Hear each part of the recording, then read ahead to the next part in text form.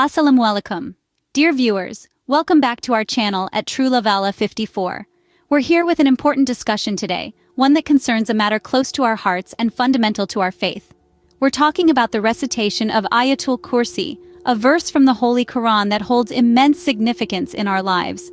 But did you know that there are common mistakes we might be making while reciting this powerful verse? Yes, it's true. Even with the best intentions, we might unknowingly make errors that could affect the purity of our recitation. Remember, in Islam, every syllable, every pronunciation matters. It's not just about reading, it's about understanding and embodying the teachings of Allah. In this video, we will discuss some of these common mistakes and how to correct them. So let's embark on this journey of knowledge and enlightenment together. Ayatul Kursi, the throne verse from the Holy Quran, holds immense significance in Islam. This verse, located in the second chapter of the Quran, Surah Al-Baqarah, is considered the most powerful verse in the entire Quran. It is a verse of protection, a verse of knowledge, and a verse of spiritual elevation. The beauty of Ayatul Kursi lies in its encompassing nature. It covers the foundations of monotheism, the attributes of Allah's greatness, and the concept of life after death. It is a verse that encapsulates the essence of Islam in a few profound lines. The Prophet Muhammad, peace be upon him, has been reported to have said, "Whoever recites Ayatul Kursi after each obligatory prayer, nothing will keep him from paradise except death." This hadith highlights the immense benefits and rewards of reciting this verse, making it a routine part of a Muslim's life. Ayatul Kursi is not merely a verse to be recited, but it is also a verse to be understood and reflected upon. It speaks of Allah's sovereignty, knowledge, and power over all things. It is a reminder of our purpose in life and our ultimate return to our Creator. Moreover, reciting Ayatul Kursi is known to provide protection. It is narrated from Abu Huraira that the Prophet, peace be upon him, said, "Everything has its pinnacle, and the pinnacle of the Quran is Surah Al-Baqarah. In it, there is an ayah which is the greatest in the Quran, Ayatul Kursi. This verse serves as a shield against evil and harm, a source of peace in times of fear and uncertainty. It is an embodiment of Allah's mercy and a beacon of light in times of darkness. In essence, the importance of Ayatul Kursi in Islam cannot be overstated. It is a verse that connects us with our Creator, provides us with protection, and guides us towards the path of righteousness. It is therefore crucial for us to ensure we recite it correctly. Now, we turn to the common mistakes often made during the recitation of Ayatul Kursi. We'll delve into some of the common pitfalls and how they can affect the overall meaning and significance of this powerful verse. Firstly, let's talk about pronunciation errors. Arabic is a phonetic language where each letter has a unique sound. Mispronouncing these sounds can lead to a significant change in meaning. For instance, the word Allah, if mispronounced, could sound like Ilah, which means a god instead of the God. This is a subtle difference, but it can profoundly shift the meaning of the recitation. Another common mistake is incorrect pauses. The placement of pauses in Arabic recitation is crucial. Pausing at the wrong place can change the meaning of the sentence. For example, in Ayatul Kursi, there's a line that says, "He knows what is before them and what will be after them." If you pause after "before them," it changes the meaning to "He knows what is before them, and they know what will be after them." This is not the intended meaning, and such an error can inadvertently alter the perception of the verse. Now, let's move on to the pronunciation of certain letters. In Arabic, there are letters that might sound similar to the untrained ear, but they are distinct in pronunciation. Two such letters are sin and sad. Mixing these two up can lead to a change in meaning. For example, the word his throne in Arabic is kursihu, where the C sound is actually a sin. If one pronounces it with a sad, it could become a different word altogether.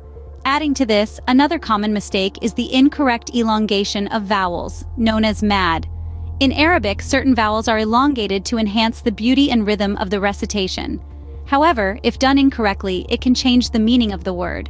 For instance, the word life in Arabic is hayat, where the ya is elongated.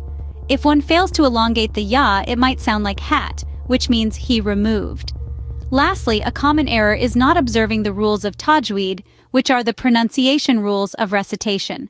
These rules, such as gunna and qalqala, ensure that each word is pronounced clearly and correctly. Ignoring these rules can lead to unclear and incorrect recitation. These mistakes, while seemingly minor, can significantly change the meaning and impact of the recitation. Each word, each letter, and each pause in the recitation of Ayatul Kursi holds a powerful meaning, And it's crucial to be mindful of these details in order to truly appreciate and understand this divine verse. Fortunately, these mistakes can be corrected with practice and guidance. Starting off, let's remember that the key to correcting any mistake is understanding it first. Once we identify where we're going wrong, we can take steps to make it right. And that's exactly the approach we need to take when correcting our recitation of ayatul kursi. One of the most effective ways to correct pronunciation errors is by listening to the recitation of a skilled reciter. This will help you understand the correct sounds and rhythms. There are plenty of resources available online, including recitations by renowned scholars. By repeatedly listening to these recitations, you can train your ear and gradually adjust your own pronunciation. However, listening alone is not enough. You need to actively practice what you hear. Try to recite along with the audio. This will help you match your pronunciation to that of the skilled reciter. Remember, practice makes perfect. The more you recite ayatul kursi, the more familiar you will become with its sounds and rhythms. Another key aspect of correcting mistakes is understanding the meaning of what you're reciting. When you understand the meaning of ayatul kursi, you're more likely to pronounce it correctly. This is because you will be reciting with comprehension, not just mechanically. So make an effort to learn the translation and interpretation of ayatul kursi. It's also essential to learn the rules of tajweed, which is the art of reciting the Quran correctly. Tajweed rules guide us on how to pronounce each letter and word, how long to stretch certain sounds, and when to pause or stop. These rules can seem complex at first, but with regular practice, they become second nature. Now, while self-learning is a good starting point, having a knowledgeable teacher can greatly accelerate your progress. A teacher can provide personalized feedback and correct your mistakes on the spot. They can also guide you through the intricacies of tajweed in a systematic and structured way. So, consider seeking help from a qualified teacher if you're serious about improving your recitation. Lastly, remember to be patient with yourself. Correcting mistakes takes time. It's not about perfection, but about constant improvement. So, don't be disheartened if you stumble along the way. Instead, view each mistake as a learning opportunity and keep striving to do better.